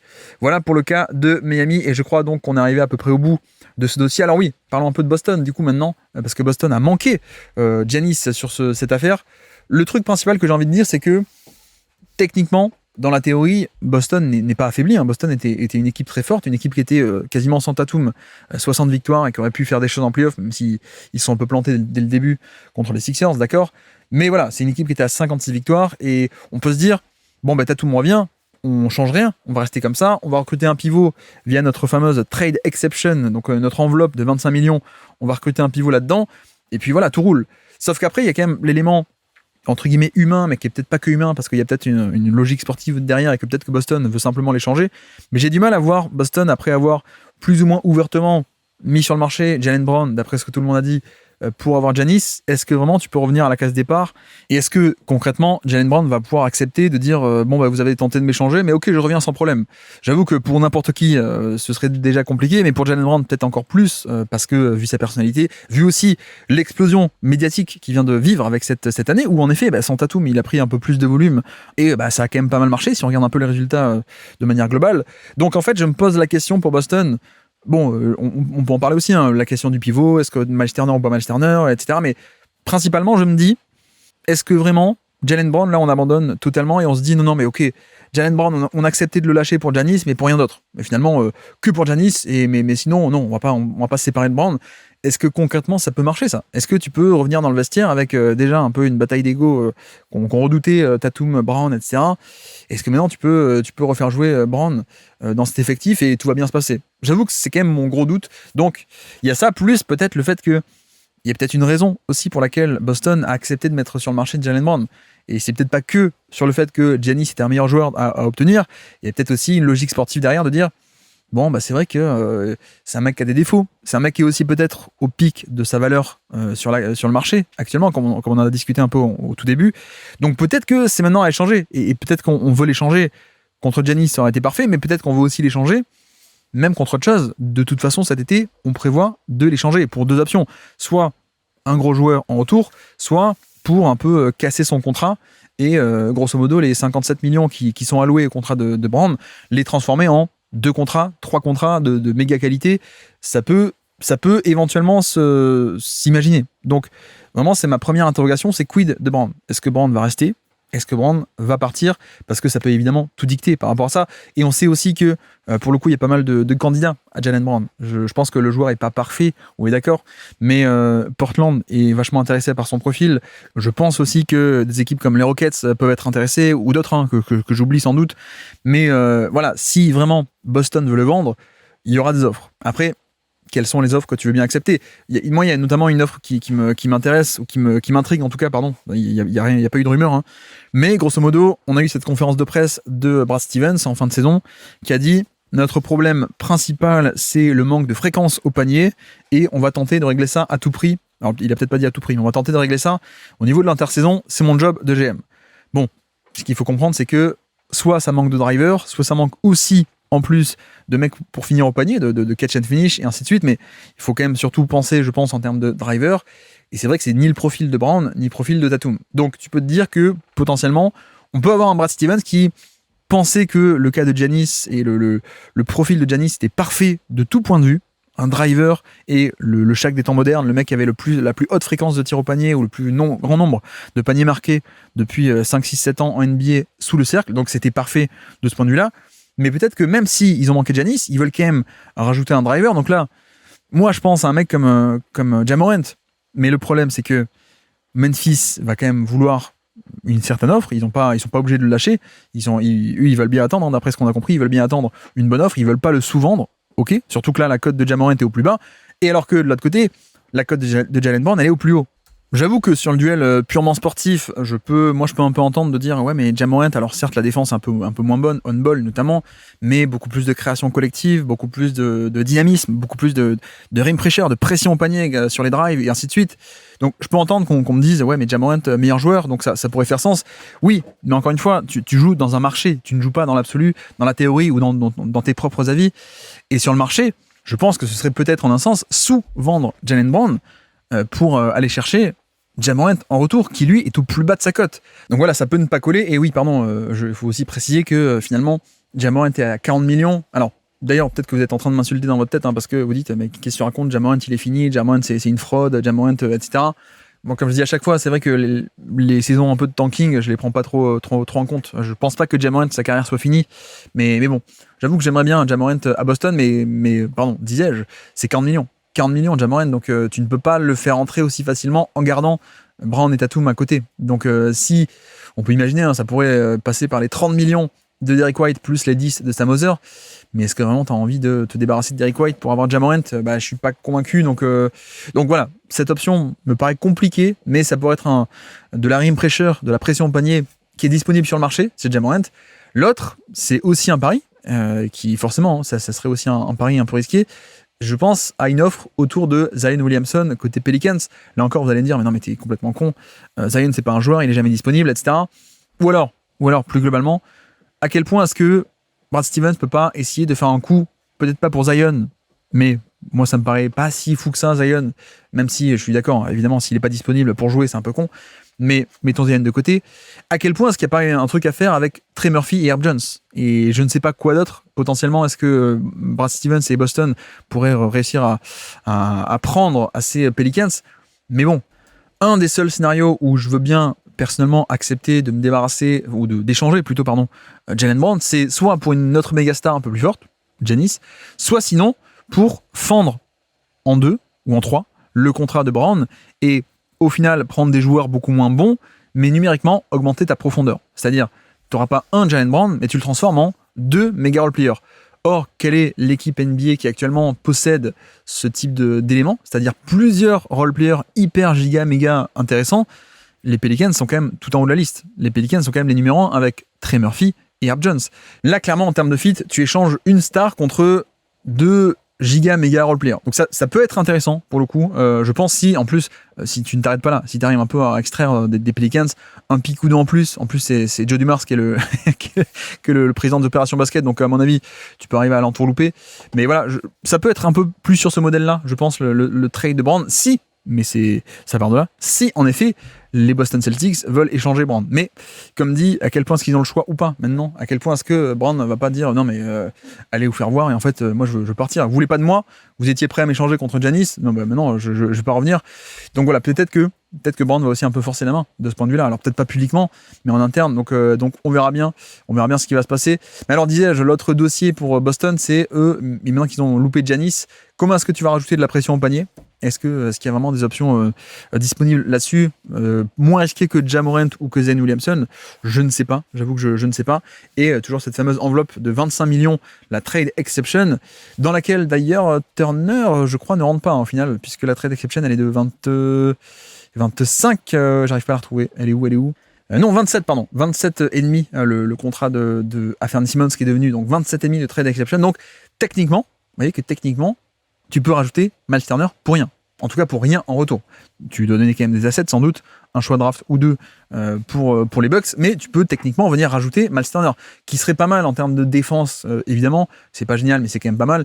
Et surtout, retrouver un peu le spacing absolu. Donc, est-ce qu'on peut imaginer se retrouver dans un mois et que Boston a Turner en pivot et Brown a été échangé contre Ja Morant plus Santi Aldama? Peut-être. Et de nouveau, tu retrouves un peu le côté pression au panier, le côté spacing. Tatum aussi qui est toujours là, évidemment. Donc bref, on verra ça à la limite. Mais Boston, c'est un peu ça le dossier brûlant.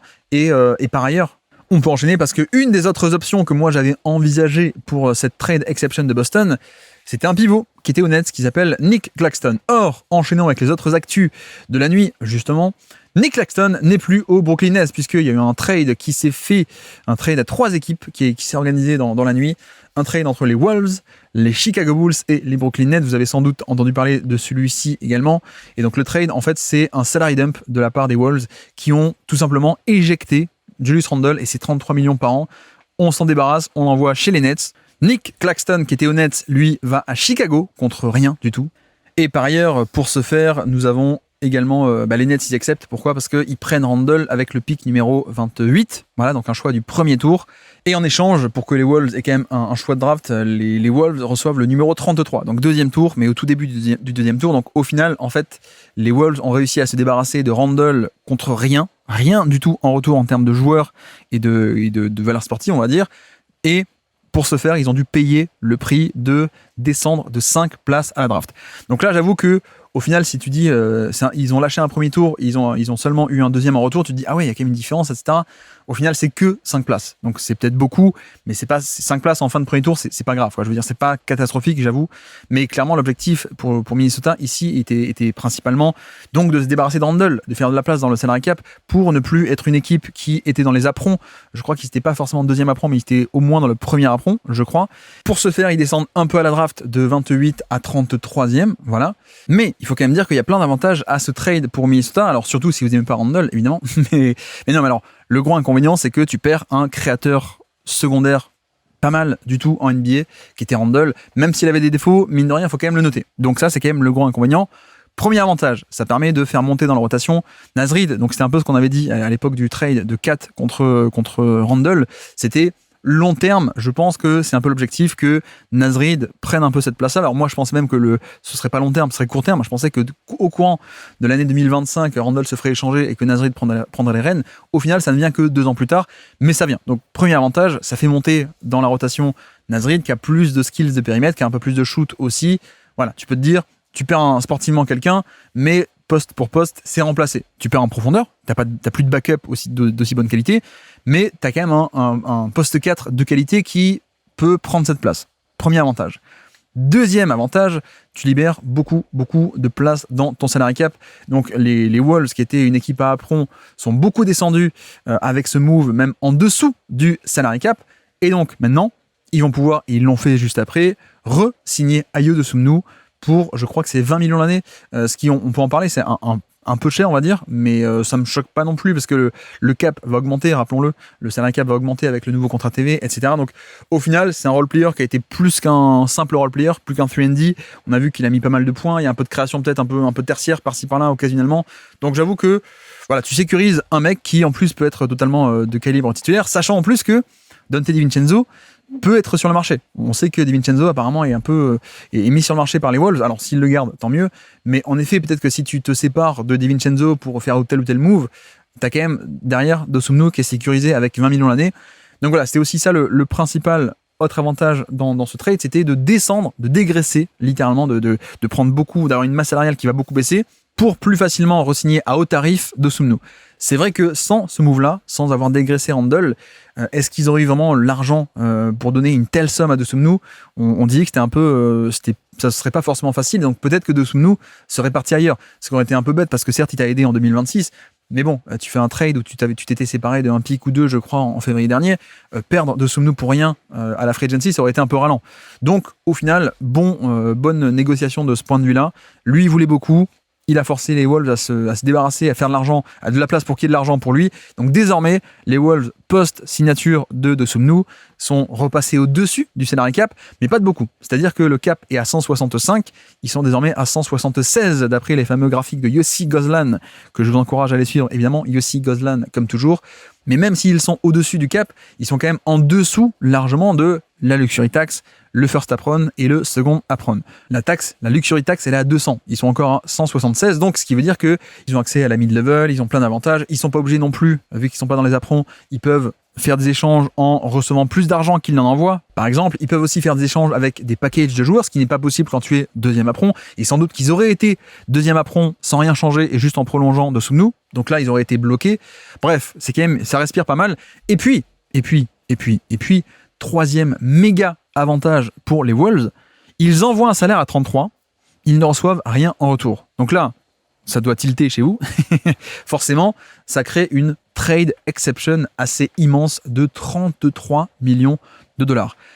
Donc, concrètement, les Wolves pourront re-augmenter leur budget salarial sans rien envoyer en retour. Ils pourront, avec cette enveloppe de 33 millions, accueillir un joueur, entre guillemets, gratuitement, pas gratuitement en termes d'assets, ça ils devront quand même donner un pic ou deux pour l'équipe en question, mais ils pourront accueillir un gros salaire. Par exemple, Miles Turner, tu accueilles Miles Turner, je dis n'importe quoi, mais pour 26 millions, tu prends Miles Turner et c'est absorbé dans cette trade exception de 33 millions.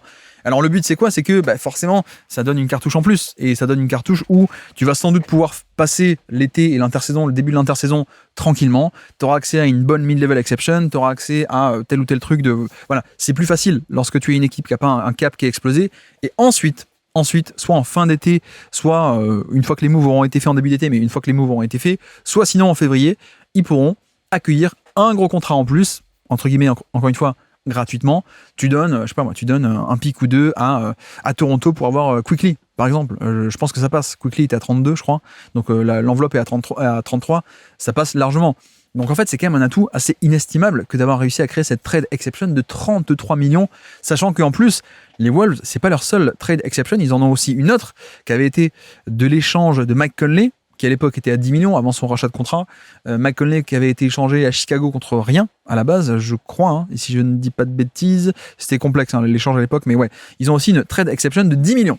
Ce qui veut dire que là, on a affaire à des Wolves qui sont bien placés, qui ont perdu numériquement un joueur, Randle, d'accord, mais qui ont pu re-signer Dosunmu, qui vont pouvoir avoir plus de liberté en termes de move sur le début juillet parce que tu es largement en dessous du cap, de la luxury tax et des aprons. Ok, donc tu vas pouvoir faire ton marché un peu plus facilement. On sait qu'ils vont pouvoir faire des gros moves aussi potentiellement. On parle de McDaniels, on parle de Gobert. On sait que ça peut bouger pas mal. On verra où est-ce que ça va aller. Mais ensuite, tu pourras ajouter un joueur à 10 millions, trade exception de Mike Conley, voire même un autre gros joueur à 33. Donc, les Wolves sont en excellentissime position pour se renforcer pour le titre 2027. Je ne sais pas qui, je ne sais pas quand, mais clairement, la gestion des assets depuis quelques mois, depuis même le trade de Conley en février, c'est fantastique. Donc bref, c'est magnifique du point de vue des Wolves, je trouve, si on n'est pas méga giga fan de Randle. Mais voilà, en plus, comme dit, le joueur était imparfait et en plus, tu pourras aussi retrouver numériquement un joueur grâce à ces exceptions, un joueur ou deux d'ailleurs. Au passage, les 33 peuvent aussi servir de 33 millions qui peuvent absorber 2-3 joueurs. Hein. Ça peut fonctionner comme ça. Tu ne peux pas combiner une exception avec un salaire pour dire on fait une grosse somme, les deux ajoutés. Par contre, une trade exception peut encaisser, tiens, un petit salaire à 5, un petit salaire à 10, un petit salaire à 8. Ça peut marcher par contre. Donc bref, voilà pour le côté Wolves. Le côté Brooklyn, bon, eux, ils ont réussi à gratter un pic de plus. Ils accueillent Randle pour ensuite le revendre, sachant que la situation contractuelle de Randle, c'est laquelle? Je vais vous la dire de suite. Il lui reste 2 ans de contrat à 33 millions. Donc, Je pense qu'ils peuvent le revendre, le requinquer et le revendre, ou juste au niveau de la deadline, si quelqu'un est intéressé, ou voilà, ça peut se revendre, peut-être pas pour beaucoup, mais ça peut se revendre, déjà, Randle. Et puis, ils ont gratté un pick du premier tour, un pick numéro 28, en donnant un pick numéro 33, donc ils sont quand même un peu montés là-dedans. Et ce qui m'étonne un peu, c'est d'avoir lâché Claxton là-dedans. Mais après, je dis ça en tant que fan de Claxton. Je suis quelqu'un qui suis assez client de son profil, de switch all, un peu de passing aussi, mais c'est pas parfait, mais un peu de passing. Et globalement, c'est un pivot qui est très jeune, verticalité aussi, verticalité au panier. Et donc les Bulls viennent le récupérer pour pas grand-chose. Les Bulls peuvent se permettre ça parce que les Bulls, on avait parlé, avaient plus de 100 millions d'espace dans le cap. Donc ils avaient plein d'espace disponible pour encaisser un gros contrat ou deux et sans rien envoyer en retour d'immense. Donc voilà, clairement, ils le font. Ils encaissent les 23 de Claxton et sans rien envoyer en retour. Donc là, je me dis, mais quelle était la vraie cote de Claxton ? Moi qui l'aime bien depuis pas mal de temps, est-ce que à ce point le contrat qui lui avait été donné a été vu par tout le monde comme négatif pour que on en arrive à ce que les Nets le lâchent contre littéralement rien? Et à la limite, même si t'es même pas fan du joueur, si t'es juste un peu fan de Nick Claxton, en fait, si t'es fan des Bulls, alors déjà t'es pas habitué à gagner les trades pour le coup, mais non, mais en fait c'est gratuit. Bah oui, bien sûr qu'on va le prendre. Le pivot de quoi il a 25, 26, peut-être un peu plus vieux. Maintenant qu'il commence à vieillir peut-être, mais Claxton, ouais, 27 ans. 27 ans, mais un pivot ultra athlétique, un pivot de rim running, un pivot qui peut faire du switch all, un pivot qui est en protection de panier, pas mal aussi. Donc il y a une faiblesse au niveau du rebond et une faiblesse au niveau des skills de périmètre. C'est pas un mec qui est shooter, c'est pas un mec qui est... D'accord, ok. Mais c'est un mec qui est gratuit et qui est encore assez jeune pour entrer dans ce nouveau cycle de Chicago. Ça va être un partenaire de pick and roll qui va peut-être aider à faire briller ou à développer des Josh Giddey, des Rob Dillingham ou des mecs comme ça. Donc en fait, c'est que du bonus. Et en plus, vu que tu es Chicago et que tu reconstruis, finalement, c'est pas comme si tu te dis, mince, on sacrifie une partie de notre cap space pour, mince, ça va nous empêcher de signer un gros free agent ou ça va nous empêcher de prendre d'autres trucs. Non, parce que déjà, t'as aucun enjeu, donc t'es pas en urgence, il faut maximiser le cap pour que des bons joueurs, que des joueurs parfaits. Non. Deuxièmement, il te reste quand même des tonnes de cap space pour faire d'autres choses, en fait. Donc en fait, c'est littéralement que du bonus. Et je suis assez étonné qu'ils partent pour vraiment très peu cher. Quand on voit que les Lakers ont failli balancer un first pick 2031 non protégé à l'époque où Doncic n'avait pas prolongé, donc le pick était assez dangereux. Les Lakers avaient balancé ça pour Mark Williams. Et que là, Claxton part pour littéralement rien. Je dois dire que je suis épaté. Vraiment, voilà, je suis épaté. On va s'arrêter là, mais peut-être que c'est moi qui ai une mauvaise vision de Claxton, mais bon, j'avoue que c'est juste que j'ai souvenir de le voir en playoff, de le voir dans des bonnes équipes des Nets à l'époque avec Kevin Durant, etc. Et que c'était très cool, et qu'il a que 27 ans. Je veux dire, on n'est pas non plus sur un mec qui est en déclin, qui est en fin de carrière, etc. C'est presque même un peu rageant de dire bah mince quoi, pourquoi Claxton il va être condamné à faire une carrière dans des mauvaises équipes. C'est la All Zach Lavine Team en fait, il fait partie de la All Zach Lavine Team, le pauvre Nick Claxton, c'est-à-dire joueur imparfait, d'accord, mais enfin bon, il mérite mieux que passer que des années aux Bulls, aux Wolves et aux Kings et rien faire quoi, et jamais faire les playoffs de sa vie. Donc bref, niveau Chicago, rien à dire de plus, hein, c'est génial. Ils ont encore, au passage, je peux vous le repréciser, mais les Bulls, même après ce trade, ils sont encore, ils ont un total de 134 millions de masse salariale. Le cap est à 165, donc ils ont encore plein d'espace pour soit signer des mecs, soit encaisser des contrats. Pardon, je rigole parce que même après ce trade où ils prennent gratuitement un mec à 23 millions, ils sont encore en dessous de ce qu'on appelle le salary floor, le niveau minimum de cap que tu es obligé d'avoir. La NBA dit que tu dois avoir un niveau minimum, tu peux pas ne rien dépenser, tu es obligé de mettre de l'argent et d'avoir des contrats. Et donc, ils sont encore à 14 millions du niveau minimum des contrats. Donc voilà, je pense que les Bulls n'ont pas fini. Et joli coup pour eux, même si c'est raté, ça n'a rien coûté littéralement, donc tant mieux. Et je pense qu'au contraire, ils peuvent le booster et le revendre eux-mêmes plus tard, on verra ça. Et alors côté Brooklyn, qui a un peu la logique, je ne sais pas. Je ne sais pas la logique de lâcher Claxton contre rien. Alors que tu l'avais fait grandir, que tu l'avais aussi prolongé pour mieux l'échanger, et pas pour le perdre contre rien. Tu t'étais dit, ok, on prolonge Claxton, on pourra pas l'échanger de suite, mais au moins, on pourra l'échanger contre une bonne somme, vu que le contrat sera plus gros, et ainsi de suite. Et finalement, tu le lâches. Ok, est-ce que vraiment c'est juste que tu étais déçu de Claxton à ce point? Ça me paraît bizarre. Tu prends Randle, oui, ok, peut-être tu vas essayer de le revendre lui aussi, ou de booster sa valeur, je ne sais pas. Et tout ça pourquoi? Pour gratter à peine 5 places à la draft. C'est même pas comme si tu arrivais à gratter un choix dans la loterie. Bon, un peu bizarre. Et sachant que les Nets aussi ont pas mal d'espace encore. Hein. Eux-mêmes, ils sont à 144 millions pour l'instant de masse salariale. Donc, au final, ils ont pu encaisser plus de salaire qu'ils ont envoyé. 33 reçus contre à peine 23 ou 24 envoyés pour Claxton.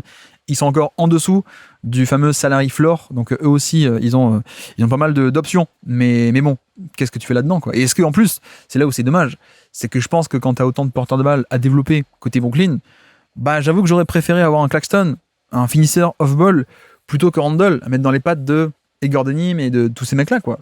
Des mines, pardon, pas Denim, des mines, et tous les porteurs de balles qu'ils ont draftés l'an passé, et peut-être des mecs qui vont drafter en plus cette année, s'ils ont un choix très haut, je sais plus lequel exactement ils ont, mais imaginez, tu prends Darius Akuf, ou tu prends Keaton Wagler, ou je ne sais qui, ça veut dire que Randle va prendre les ballons à la place, ou alors ils sont dans l'optique de le revendre de suite, Randle, je ne sais pas, mais je suis pas hyper fan pour Brooklyn de ce move. Je peux comprendre en un sens, mais je suis pas fan. J'avoue que je suis pas hyper fan. Sinon, le reste de l'actualité, qu'est-ce qu'on a eu au niveau de cette nuit et qu'on n'a pas couvert hier? Je crois qu'on a à peu près tout fait, si ce n'est que oui, entre-temps est tombée aussi la prolongation de contrat de Trae Young qui a prolongé au maximum côté Washington. Donc c'est bien d'arriver à le sécuriser. Il a un contrat de 212 millions sur 4 ans. Donc on est sur du à peu près 50 millions la saison, ou même un peu plus pour le coup. Donc voilà, gros contrat. D'après ce que je peux lire, certains observateurs sont un peu étonnés qu'il touche à ce point cette somme-là. Pour le coup, on s'attendait peut-être à un peu moins d'après ce qui était un peu les rumeurs au sein de la franchise. Mais bon, gros contrat, on le sécurise. C'était aussi le but de cet échange, c'est que quand tu vas chercher un Trae Young, c'est pas pour le laisser partir 6 mois plus tard. Tu fais l'échange sachant qu'il va être free agent, donc tu le re-signes, c'est parfait. Le problème, c'est que maintenant, on a quand même des Wizards qui ont une belle masse salariale. Ils sont quasiment à 190 millions de masse salariale. Donc, au final, on est sur le cas d'une équipe qui commence un peu à enclencher la seconde. Donc, voilà, on devient compétitif, on re-signe des stars, etc. Et tu perds un peu en flexibilité, bien sûr, mais c'est pas non plus catastrophique. Ils sont encore largement en dessous des aprons, notamment. Ils sont un peu en dessous de la luxury tax. Et il y a aussi le cas Davis, je crois. Est-ce que c'est cet été que Davis peut potentiellement re-signer ou pas? Sachant qu'on sait pas trop, on sait jamais avec lui est-ce qu'il va re-signer ou pas. On a eu un peu des rumeurs contradictoires à propos de Anthony Davis, mais voilà, clairement si tu re-signes Davis, ça va encore augmenter. Et sachant que d'après Yossi Gozlan, quels sont les atouts qu'il leur reste, notamment une trade exception à 13 millions côté Wizards, voilà, et potentiellement la mid-level à utiliser aussi. Donc bref, re-signature de Trae Young, pas grand chose à dire de plus de ce point de vue là, ou alors c'est moi qui oublie de dire des trucs majeurs, mais je crois qu'on est à peu près bon. Et puis Mo Diawara aussi, le français Mo Diawara, qui a signé un contrat à plusieurs saisons, 10 millions pour rester chez les Knicks, voilà. Alors que sur le marché, des équipes auraient pu cet été en free agency lui proposer, et les Knicks auraient été en difficulté de s'aligner ou pas. Donc bref, voilà, Diawara reste du côté des Knicks, et je crois qu'on est à peu près arrivé au bout de cette journée, en tout cas de cette actualité de la nuit. Donc voilà, ça y est, le trade de Giannis est fait, et la NBA commence un peu à s'agiter, sachant que cette nuit va se tenir la draft NBA 2026, donc les choses devraient continuer aussi à s'accélérer.